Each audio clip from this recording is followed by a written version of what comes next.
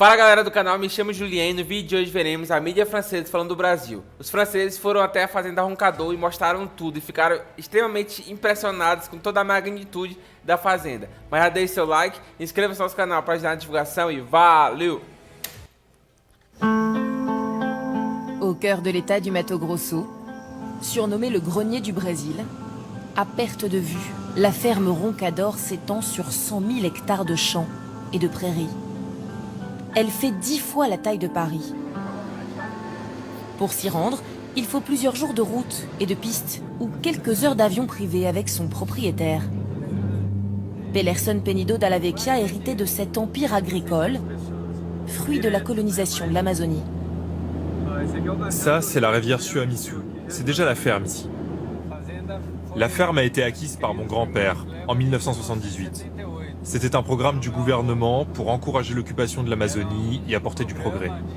Toute la zone que vous voyez, c'était de la forêt.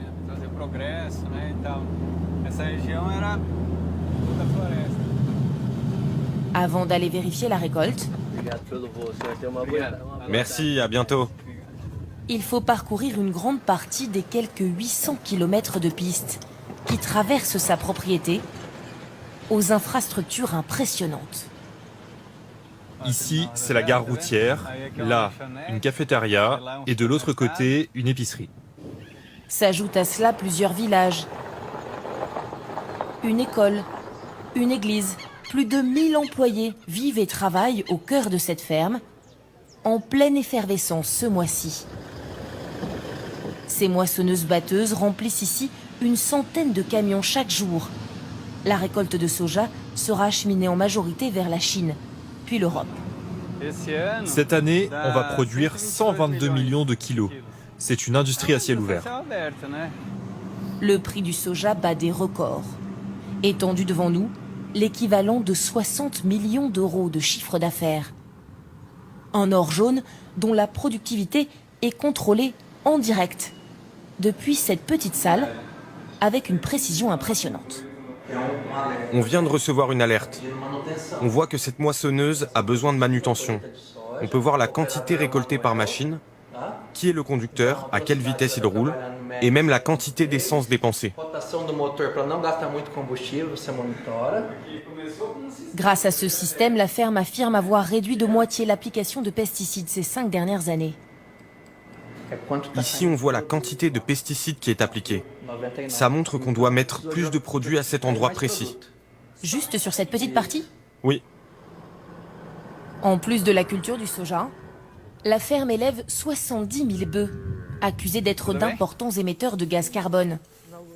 Mais ici, on assure avoir inversé la tendance, grâce à un système qui permet à la terre de capturer une grande partie du CO2 produit par les bêtes. Nous ne produisons plus comme avant, quand on faisait de l'élevage sur un même sol jusqu'à l'épuiser et le rendre improductif.